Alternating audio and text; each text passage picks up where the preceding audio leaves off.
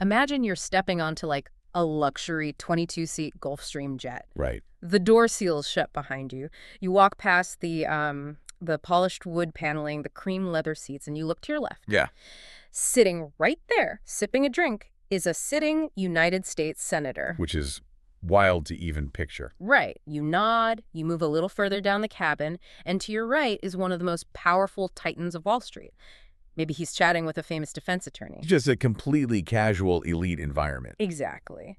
But sitting quietly in a seat near the back, and I mean, in a jet this size, there really is no back, is a young girl. Yeah. She has no luggage, she barely speaks, and when the pilot files the paperwork for the flight, she isn't listed with a first and last name. No. She is logged into the official aviation record simply as female one. It creates this this cognitive dissonance that is honestly almost impossible to process. Yeah. I mean, you have the absolute pinnacle of American political and financial power sharing this incredibly intimate, enclosed, pressurized tube in the sky. Right. Literally sharing the same air. Exactly. Sharing that space with someone who has been essentially administratively stripped of her human identity. Welcome to the deep dive.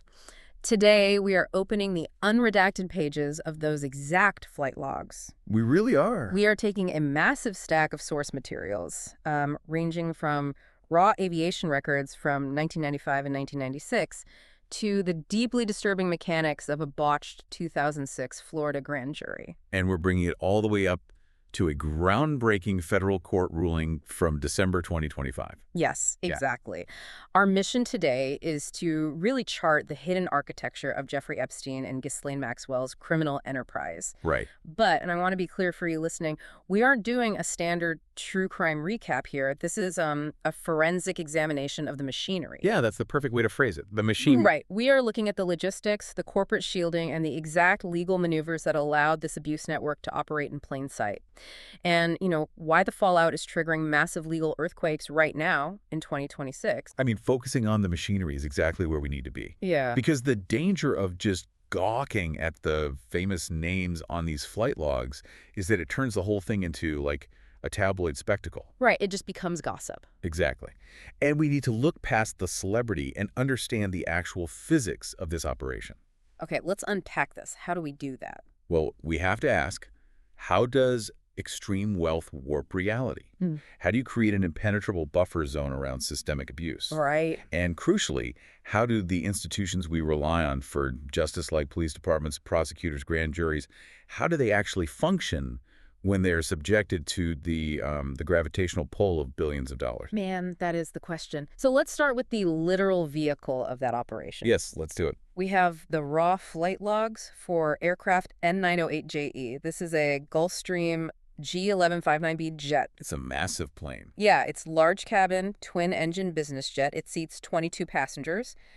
And we are zeroing in on a very specific window here, November 1995 through November 1996. That 12-month window is so critical Why is that? because it establishes the baseline operational rhythm.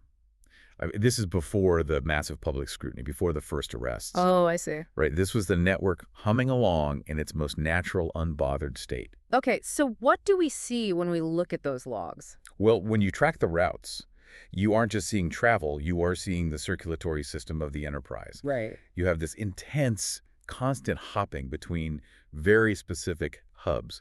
Palm Beach, Florida, Teterboro, New Jersey, which is the private aviation gateway for New York City Wall Street executives. Yeah, Teterboro makes total sense. Exactly. You see Santa Fe, New Mexico. Yeah. And then you see these international transatlantic jumps to Paris and Geneva in May of 1996. Okay, but then there's this absolute anomaly in these routes. Yeah, the Ohio trips. Yes.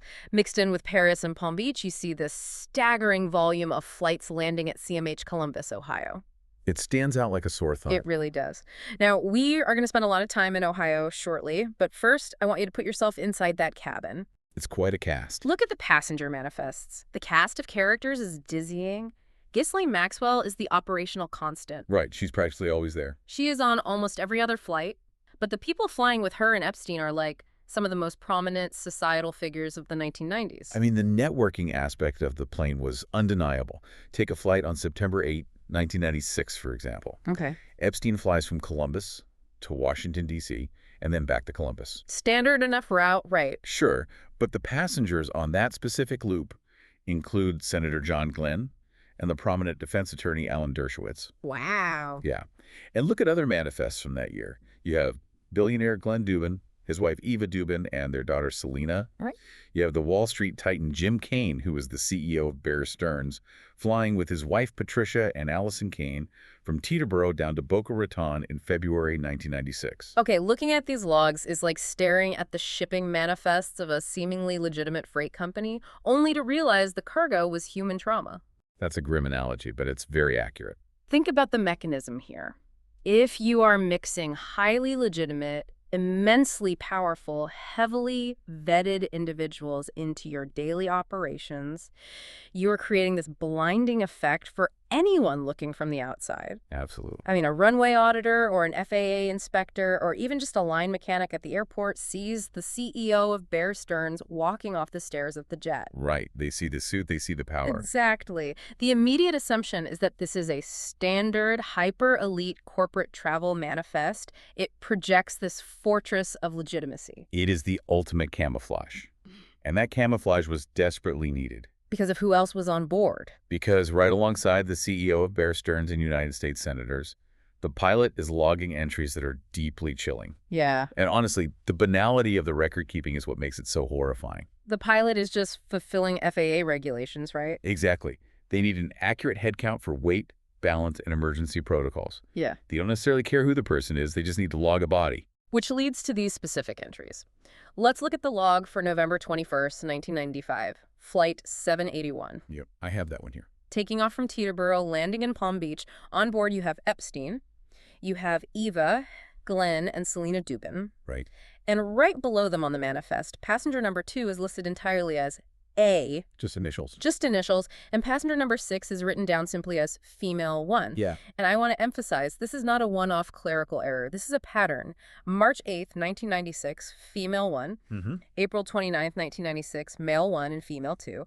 November 7, 1996, nanny 1, a passenger named Sophie, and passenger 4. No last names. Sometimes no first names, just vague descriptors and numbers. It completely strips them of personhood. It really does. In the official aviation history of the United States, they are basically recorded as cargo inventory. Wow. And it exposes the dual-use nature of the aircraft. I mean, in the exact same physical space at the exact same time, the Gulfstream was a vehicle for elite power brokering and a logistical tool for the trafficking of minors. Okay, wait, hold on. I need to stop and think about the physical reality of a 22-seat jet. It's smaller than people think. Exactly.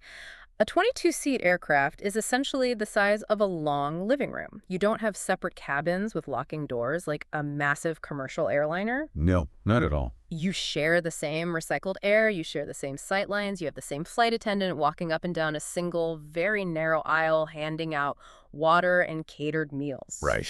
So you are telling me that some of the sharpest legal minds, the most ruthless Wall Street executives, and powerful politicians sat 3 feet away from anonymous, undocumented teenagers and just didn't ask questions. Well, that is the defining question of the enabler network, isn't it? How does that level of proximity not trigger an alarm? The defense that these high-profile individuals have consistently mounted over the years relies really heavily on the presumption of legitimacy that Epstein's extreme wealth bought him. So they just assumed everything was fine because he was rich? Essentially, yes.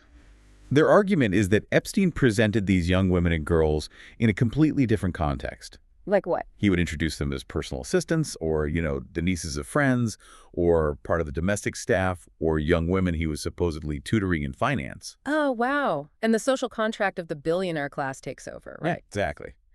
Like, if a guy who manages billions of dollars invites you onto his private jet, you don't cross-examine the other guests. You really don't. You just accept the reality he presents to you because challenging him breaches the etiquette of that elite circle. It requires a deeply cultivated blindness. Yeah.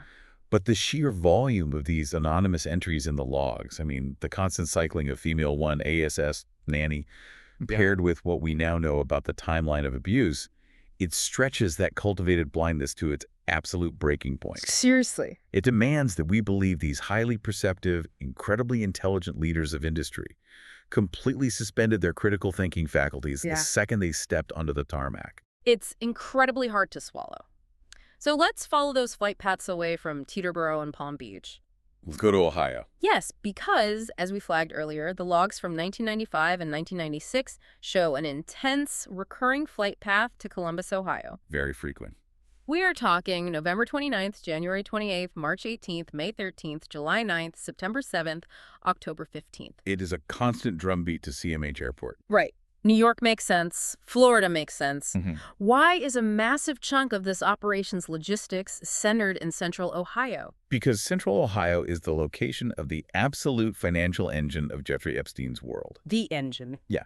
To understand how he afforded the Gulf Stream, the mansions, the private islands, you have to follow the jet exhaust to Les Wexner. The billionaire benefactor. That's the one. For those who might not know, this is the retail titan behind massive brands like Victoria's Secret, Bath & Body Works, The Limited. Yes. And for a period of exactly 20 years, from 1987 to 2007, Les Wexner retained Jeffrey Epstein as his primary and practically exclusive financial manager. 20 years. And Epstein famously and aggressively bragged that he only worked with billionaires. Right.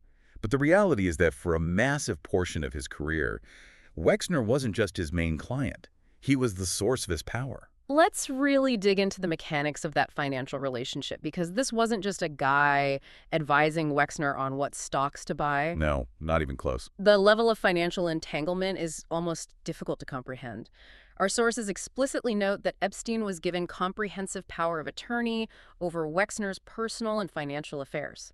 And we have to stop and define the magnitude of what a comprehensive, durable power of attorney means when you are dealing with a multi-billionaire. Please do, because it sounds intense. It is. This Yeah. is not a standard corporate delegation.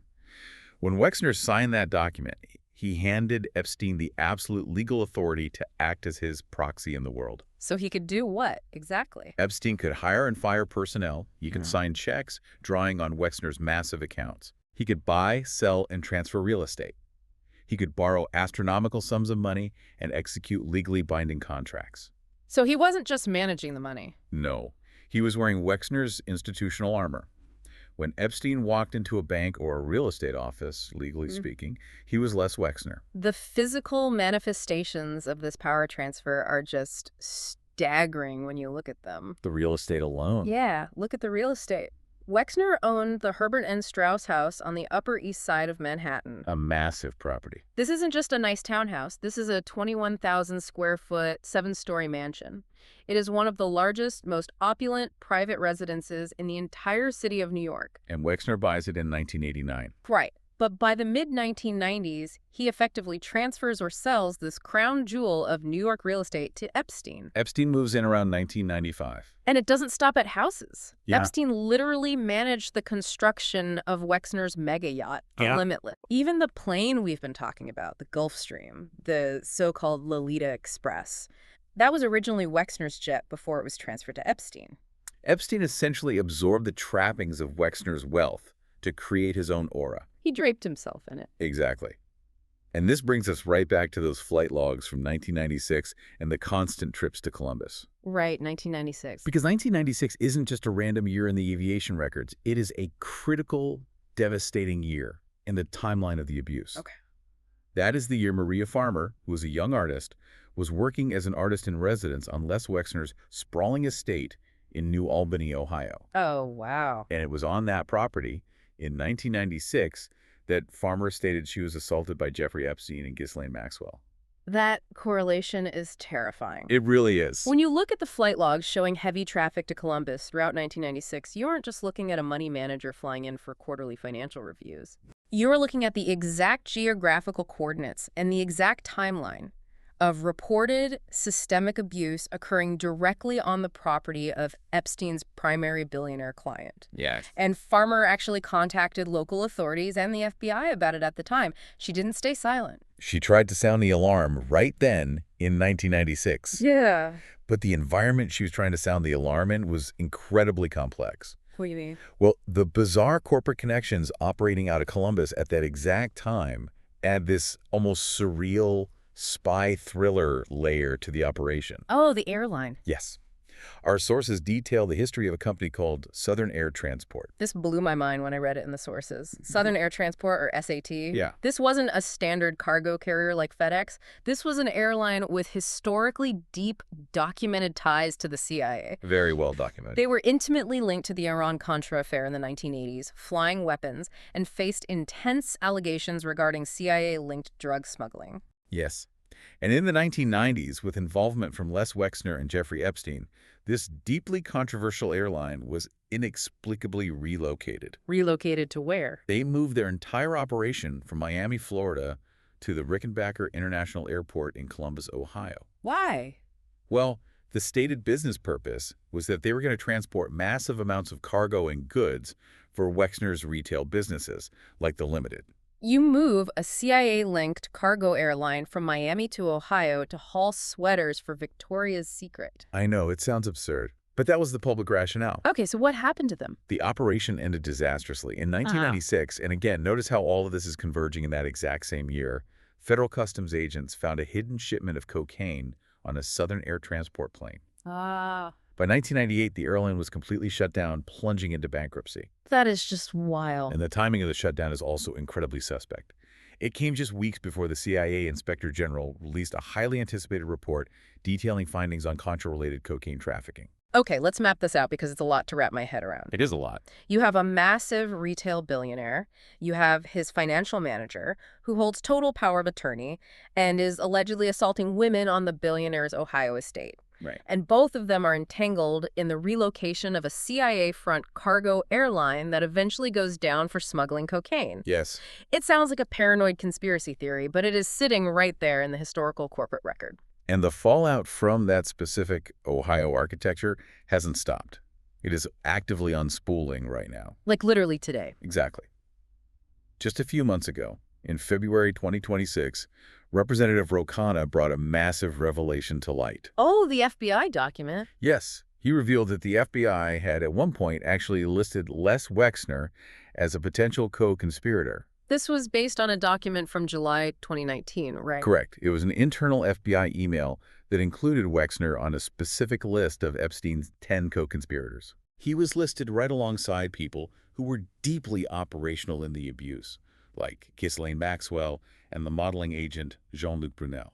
Now, we have to be extremely precise here because we want to stick strictly to the facts. Yeah. Les Wexner has vehemently, consistently, and repeatedly denied having any involvement in or any knowledge whatsoever of Jeffrey Epstein's criminal offenses. That is absolutely true, and it's a vital distinction. Even attorneys who represent the victims, like Brad Edwards, have publicly stated that there is zero evidence suggesting Wexner was physically present or in the company of Epstein during the commission of any of these crimes. Right, because the allegation isn't necessarily physical participation. What is it then?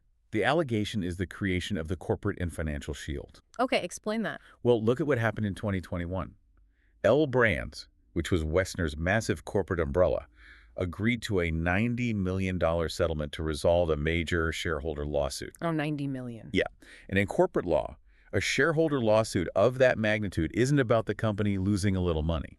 The lawsuit specifically alleged that the board of directors allowed an entrenched culture of misogyny to flourish. Wow. And it claimed that high-level executives knew about Epstein's abuses, which breached their fiduciary duty to protect the company and fundamentally devalued the brand. So this is where Epstein weaponized the legitimate corporate structure. Exactly. He didn't just use Wexner's money to buy houses.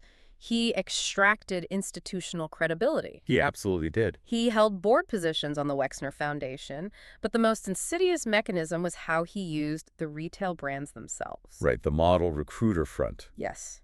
Our sources indicate that executives at L Brands actually reported, way back in the mid-1990s, that Epstein was abusing his connection to Wexner's empire by actively posing as a recruiter for Victoria's Secret. Which is just vile. He used the prestige and the allure of one of the world's most famous modeling contracts as bait. Yeah. He cloaked himself in the legitimacy of a publicly traded company to access vulnerable young women. And it wasn't a secret. That's the part that gets me.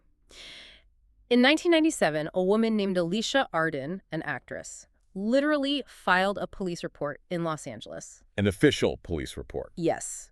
She went to the authorities and stated on the record that Jeffrey Epstein had misrepresented himself to her as a Victoria's Secret recruiter before allegedly assaulting her in a hotel room. Think about the corporate governance failure required for that to happen. It's unbelievable. How does a massive, publicly traded infrastructure value its flagship brand so little that it allows an external financial manager to run around the country claiming to hire its model? Right, resulting in official police reports. Yes, and without an immediate, catastrophic severing of ties. Now, Wexner eventually adjusted his foundation in 2019, long after Epstein's first conviction. He did. He claimed that he completely severed ties with Epstein back in 2007 because he discovered Epstein had misappropriated vast sums of money. Right, he maintained total ignorance of the human trafficking and the abuse. But put yourself in the shoes of a corporate auditor or a shareholder looking at this timeline. It's hard to reconcile. You hand a man the keys to your entire financial empire. You grant him total durable power of attorney. You let him design and build your mega yacht. Yeah. You transfer the ownership of your private jet to him. You effectively give him one of the largest mansions in Manhattan. You put him on the board of your philanthropic foundation. And you let him cast models. You allow him to wander around Hollywood pretending to cast models for your company. And you somehow don't notice that the entire house is burning down around you. It stretches the concept of plausible deniability to an agonizing degree. It really does. And the timeline is the absolute key to understanding the collapse of the shield. Okay, let's look at the timeline. Wexner says he audited his accounts and cut ties in 2007. Well, look at the historical timeline. What happens right before 2007? The 2006 police investigation in Palm Beach, Florida. Exactly. Huh. In 2006, the local police finally pierced the bubble. The shield began to crack. Right. But what we learned from looking at the mechanics of the 2006 case is truly horrifying. Because of how the system reacted? Yes. When the shield cracked, the justice system didn't step in to arrest the predator. The institutions designed to protect the vulnerable actively rushed in to patch the hole and protect the billionaire. This brings us to the mechanics of systemic sabotage. We often talk about the justice system being broken. We do. But when you look at the 2006 Florida grand jury, the system wasn't broken. It functioned exactly as it was engineered to function when extreme wealth applies pressure to it. Let's look at the foundational facts uncovered by the incredible investigative journalism of the Palm Beach Post. Yeah, their work is essential here. In early 2006, the local Palm Beach police had actually done their job. They conducted a robust, thorough investigation. Okay. They had identified 13 different minors who gave strikingly similar, highly corroborating stories, all stating that Epstein had molested or raped them at his Palm Beach mansion. So they had a real case. This is not a circumstantial, flimsy case. Right. They had victims, they had timelines, they had locations. And they hand this incredibly strong case over to the state attorney for Palm Beach County, a man named Barry Krischer. Yes, Crusher. Krischer assigns a prosecutor to present the case to a state grand jury. Now, to understand how deeply this was sabotaged, we have to explain exactly how a grand jury operates. Because it is not like a trial you see on television. Not at all. A grand jury room is one of the most uniquely one-sided environments in the entire American legal system. Right. There is no judge sitting at a bench moderating the proceedings. There is no defense attorney present to object to questions or cross-examine witnesses. None of that.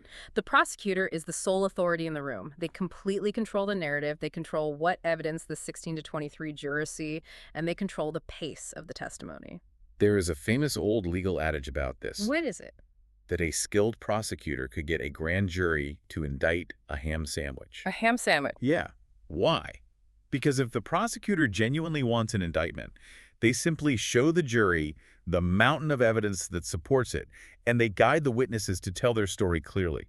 So with 13 corroborating victims, getting an indictment should have been a mathematical certainty? It should have been a slam dunk. But the prosecutor, working under Krischer, walks into that room where she has absolute, unquestioned control and does the unthinkable. She deliberately tanks her own presentation. The mechanics of the sabotage are infuriating. Out of the 13 minors the police had interviewed, the prosecutor only allowed a single witness to testify before the grand jury. One person. One person. And it was a 14-year-old girl. She didn't call the other minors who could have corroborated the story and shown a devastating pattern of predatory behavior. No, she isolated a single teenager in a room full of adults. And then, instead of guiding her through her testimony to secure the indictment, the prosecutor essentially interrogates her own witness. It's awful. She asks confusing, leading questions. She highlights minor inconsistencies. She actively subverts the credibility of the 14-year-old girl she's supposed to be representing. For a prosecutor to make those choices in a secret room where they hold all the cards, that is not incompetence. Yo. Incompetence is forgetting to file a form. This was a deliberate, calculated choice to engineer a failure. Right. It reveals a staggering level of systemic corruption designed to protect a powerful interest. It was so blatant, so aggressively obvious that the Palm Beach police chief, Michael Ryder, was actually alarmed. And think about the political dynamics of a county. Yeah. The police chief and the state attorney usually work hand in glove. They rely on each other. For a police chief to break ranks is massive. Chief Ryder actually wrote a desperate formal letter to State Attorney Krischer. He did. He cited Krischer's highly unusual actions regarding the case. He explicitly urged Krischer to consider if there was good and sufficient reason for his own disqualification from prosecuting the case. When the chief of police is formally begging the top prosecutor to recuse himself because the fix is so obviously in, the system is in absolute crisis. The local apparatus was completely captured. Yeah. And Chief Ryder eventually realized he couldn't get justice at the state level, so he took the case to the FBI. And the FBI does exactly what you'd hope. They dig in, they find even more accusers. They build a huge case. A massive 53-page, 60-count federal indictment. They have him dead to rights on federal trafficking charges. Right. You look at that and think, okay, the local system was corrupt, but the feds have stepped in. The hammer is going to fall. But instead of a hammer, the Department of Justice pulls out a velvet pillow. It makes me sick. Yeah. Epstein deploys an army of the most expensive, high-powered defense attorneys in the country. And they don't fight the case in a courtroom. Where do they fight it? They fight it in conference rooms. Mm-hmm. They sit down with Barry Krischer and the chief federal prosecutor, Marie Villafana. Okay. And they negotiate a document that one assistant state attorney later famously dubbed the deal of the century. The non-prosecution agreement, the NPA. This document is a masterpiece of legal perversion. It really is. Under this secret deal, Epstein agrees to plead guilty in 2008. But he doesn't plead guilty to federal trafficking of minors. No. He pleads guilty to 2 state charges of soliciting prostitution. It's the exact same level of charge an adult might face for propositioning a sex worker on a street corner. They completely erased the reality of the minors involved, and the sentencing was a mockery of the concept of incarceration. Let's talk about the sentence. He was sentenced to 18 months, but he didn't serve a single day in a standard state prison facility. Right. He served 13 months in a private, dedicated wing of the Palm Beach County Stockade. A private wing, but the absolute most grotesque part of the sentence was the work release program. The 12-hour release. He was granted a 12-hour-a-day, 6-day-a-week work release. He would literally walk out of the jail at 8 a.m., get into a chauffeured vehicle, and go to an office in West Palm Beach for his Florida Science Foundation. It's basically an office job. And he paid out of his own pocket for the sheriff's deputies who were supposed to be guarding him. He essentially hired his own jailers as private security. He bought the jail. He really did. And an attorney for the victims later stated that the abuse didn't even stop while he was supposedly serving his sentence. Wait, really? Yeah. The attorney stated that a teenager was actually flown in for sex with Epstein at that exact office while he was on his 12-hour work release. So the justice system didn't punish him. Not at all. It just mildly inconvenienced his schedule. But the deal of the century wasn't just about protecting Epstein. The most devastating, structurally significant part of the NPA was the immunity clause. Yes, this is crucial. The non-prosecution agreement contained an explicit clause that legally shielded all of Epstein's unnamed co-conspirators from federal prosecution. Wow. Let's think about the mechanics of that. It's staggering. The federal government signed a legally binding contract that provided a global blanket of immunity for the entire architecture of his network. The recruiters, the pilots, the financial enablers, the powerful friends, anyone who participated in or facilitated the abuse was rendered legally untouchable by the very document that was supposed to represent justice. It is the ultimate perversion of the law. It is. The justice system acted as a private security firm, neutralizing the threat of the victims and sealing the escape hatch for the billionaires. And throughout all of this, the secret negotiations, the tanked grand jury, the private jail cells, the victims were completely, utterly shut out. They had no voice. They were never informed about this sweetheart deal before he pleaded guilty. And to understand the cost of that silence, we have to look at the reality of what the survivors lived through. Yeah, we have to talk about Carolyn Andriano. Exactly. Our sources highlight her incredible bravery. She is a Palm Beach County victim who recently chose to go public with her story. And her background is the exact profile that Epstein and Maxwell ruthlessly targeted. Yeah. She grew up in a chaotic, traumatic environment. She was vulnerable. She was recruited in 2001, Mm-hmm. and she was only 14 years old. 14. And look at the pipeline of how she was brought in. She was recruited by Virginia Giuffre. Right. And Virginia Giuffre herself was recruited while she was working as a locker room attendant at the spa at Mar-a-Lago when she was just 15. It was a self-replicating machinery of exploitation. Exactly, forcing victims to recruit other victims to survive. Andriano's timeline gives you a sense of the industrial scale of the abuse. She testified that she visited Epstein's Palm Beach mansion roughly 100 times over the course of 4 years. 100 times. 3 or 4 times a week. That is not an isolated incident. That is a sustained, high-volume campaign of trauma inflicted on a child. And her testimony was absolutely pivotal years later in 2021 in finally securing the conviction of Ghislaine Maxwell. Yes, it was. Andriano's public statements are incredibly powerful. She said, "I'm not ashamed of being a victim. I want people to know these terrible things have happened to me and that I am a survivor." That's incredibly brave. But in 2006, when that grand jury was convened, the justice system essentially looked survivors like Carolyn Andriano in the eye and told them that their trauma was a liability. The state decided that protecting the network was more important than protecting a 14-year-old girl. And they locked the evidence of that betrayal away. They really did. The minutes of that manipulated grand jury, the police notes, the negotiations for the global immunity deal, all of it was sealed away under the absolute strictest rules of judicial secrecy. They built a vault around the corruption. And for nearly 2 decades, the blueprint of the enterprise was hidden in the dark. But vaults can be cracked, and in late 2025, the rules of the game fundamentally changed. A massive shift. We are shifting from the history of the cover-up to the mechanics of the exposure. Let's talk about the 2025 Transparency Act. The legal landscape shifted seismically.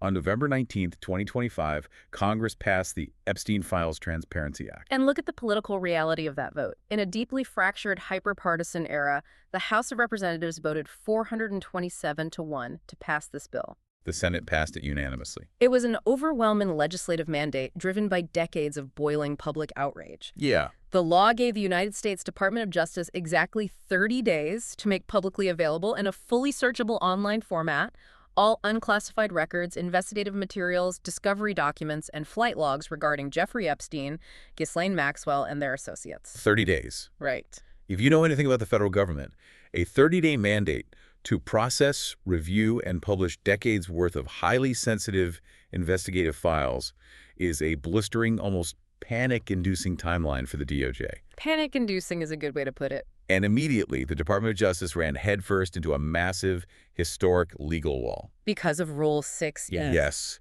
Because to release the grand jury materials, specifically the thousands of pages of discovery from Ghislaine Maxwell's 2021 federal trial, they had to navigate Federal Rule of Criminal Procedure 6E. Rule 6E. If you are a federal prosecutor, Rule 6E is sacred text. It is the ironclad law of grand jury secrecy. Exactly. It dictates that anything that happens inside a grand jury room, the testimony, the evidence, the names mentioned, must remain completely, permanently secret. And there is a very deep, foundational, constitutional reason for this rule to exist in the American legal system. Right. Under Rule 6E, the DOJ literally treats grand jury testimony like state secrets.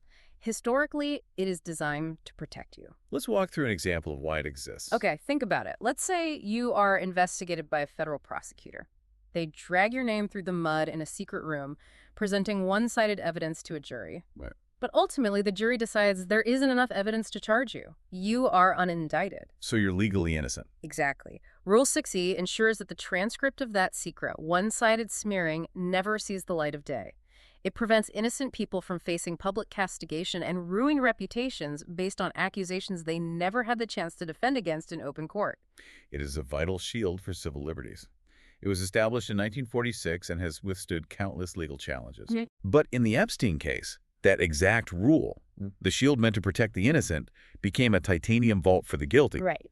The DOJ petitioned the federal court, pointing to the new Transparency Act, and said, "We have conflicting mandates. The rules of criminal procedure say we must keep this secret. The new act of Congress says we must publish it in 30 days. What do we do?" And on December 9, 2025, we get the answer. We have the text of the monumental opinion and order from Southern District of New York Judge Paul A. Engelmayer. Yes. Judge Engelmayer looks at the clash between the 1946 rule of secrecy and the 2025 mandate for transparency. And he rules that the Epstein Files Transparency Act explicitly, intentionally overrides Rule 6E. The structural implications of that ruling are staggering. How so? For Congress to pass a law that effectively shatters an 80-year-old pillar of the federal legal system for one specific case, it demonstrates an absolute fundamental loss of faith in how the Department of Justice handled this investigation. Yeah. Congress essentially looked at the DOJ and said, "You misused your power of secrecy to protect predators, so we are statutorily stripping that power away from you." And the mechanism Congress used to strip that power away is brutally, surgically specific. Let's read directly from Section 2B1 of the Transparency Act. Yes, I have it right here. It is titled, Prohibited Grounds for Withholding. The law explicitly states that the DOJ cannot withhold or redact records based on, and I quote, embarrassment, reputational harm, or political sensitivity, including to any government official, public figure, or foreign dignitary. That sentence is the legislative kill shot to the old regime. It really is. The entire underlying premise of Rule 6E was to prevent reputational harm to unindicted individuals. Right. Congress explicitly wrote into the 2025 Act that when it comes to the Epstein network, reputational harm is no longer a valid legal defense. Wow. Your embarrassment does not trump the public's right to know the truth about a human trafficking operation. The irony here is darker than pitch. The very rules of secrecy that were designed by legal scholars in the 1940s to protect innocent, vulnerable people were weaponized for decades to protect billionaires, politicians, and powerful co-conspirators. Yeah. The system meant to protect the weak was hijacked to insulate the elite. And think about the sheer panic that Section 2B1 is causing right now. I can't even imagine. Imagine being a highly influential public figure. You took a flight on that Gulfstream in 1996. You've spent the last 20 years paying massive legal retainers, sleeping soundly at night because you knew that Federal Rule 6E would keep your name buried in the sealed grand jury transcripts forever. Safe and sound. Right. And overnight, a nearly unanimous Congress strips your armor away. Your reputational harm means absolutely nothing to the law anymore. The raw files are going onto the internet. But as aggressive as the act is toward the enablers, it isn't entirely without a shield. No, it does protect one group. It does prioritize one group, and rightfully so, the survivors. Section 2C1A of the Act contains a vital carve-out. Okay, what does it say? It allows the Attorney General to withhold or redact the specific segregable portions of the records that contain the personally identifiable information of victims or their highly sensitive personal and medical files. Which is absolutely essential. And Judge Engelmayer was incredibly strict, almost punitive toward the DOJ about enforcing this victim protection. He really held their feet to the fire. In his December 9th order, he didn't just give the DOJ a green light to dump terabytes of raw data onto a public server. He actually forced a new requirement into the protective order. He wrote a new paragraph. Paragraph 21. Right, paragraph 21. He legally mandated that prior to releasing any of these records, the United States Attorney for the Southern District of New York must personally certify in a sworn declaration filed on the public docket that the records have been rigorously reviewed and that every victim's privacy is fully protected. That requirement for a personal sworn declaration is a massive rebuke of the DOJ. It is. A bureaucracy loves to hide behind collective anonymity. If a mistake is made, the department made an error. Judge Engelmayer removed that luxury. By forcing the U.S. Attorney to personally swear to the redactions under penalty of perjury, he tied an identifiable official's career and legal standing directly to the protection of these women. And he did it because the DOJ had already proven they couldn't be trusted. Yeah, look at their track record. The judge's ruling explicitly calls out the fact that in earlier botched motions to unseal documents back in July 2025, the DOJ didn't even bother to pick up the phone and notify the victim. They didn't even call them. They just filed the motions to unseal without consulting the people whose graphic trauma was detailed in the pages. Unbelievable. The court had to intervene, hit the brakes, and actively solicit input from the victim's lawyers. Paragraph 21 ensures that victims aren't traumatized a second time by a reckless government data dump. It forces accountability onto a system that has historically evaded it at every possible turn.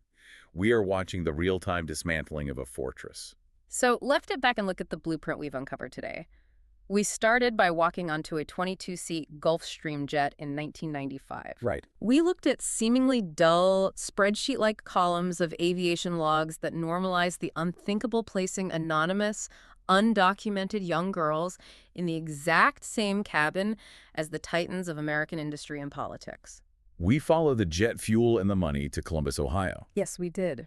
We examine the staggering transfer of power and wealth from Les Wexner, the abuse on his estate, the power of attorney, and the bizarre, surreal connections to a CIA-linked cargo airline moving from Miami to the Midwest. And we examined the deliberate structural sabotage of the justice system in a 2006 Florida grand jury room. The engineered failure. Exactly. We saw how a prosecutor weaponized her own power to tank a case with 13 corroborating victims, how a police chief begged for intervention, and how the state ultimately negotiated a secret deal of the century. A deal that allowed a predator to buy his own jail cell. And granted a global, impenetrable blanket of immunity to his entire network, effectively silencing survivors like Carolyn Andriano and Maria Farmer for decades. And we finally arrived at a 2025 legislative wrecking ball, the Transparency Act. The moment the vault cracked. We saw Congress and a federal judge completely dismantle an 80-year-old pillar of judicial secrecy, overriding federal Rule 6E, and forcing the architects of this dark enterprise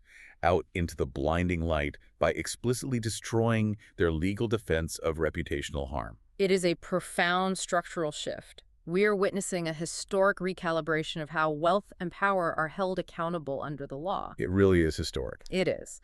But as we wrap up this forensic examination, I want to leave you with a lingering, deeply uncomfortable question to mull over. Okay. The Epstein Files Transparency Act is bold. It is necessary. It rightfully prioritizes ultimate public transparency over the embarrassment and the reputations of the elite. Absolutely. But right now, as terabytes of raw discovery, police notes, grand jury exhibits, and unredacted flight logs flood the internet for anyone to download and analyze, we have to ask ourselves, does exposing these documents automatically equal justice? That is the ultimate tension of this moment. Transparency is a tool, but it is not a conviction. Exactly. Does seeing the blueprint mean the building is actually gone?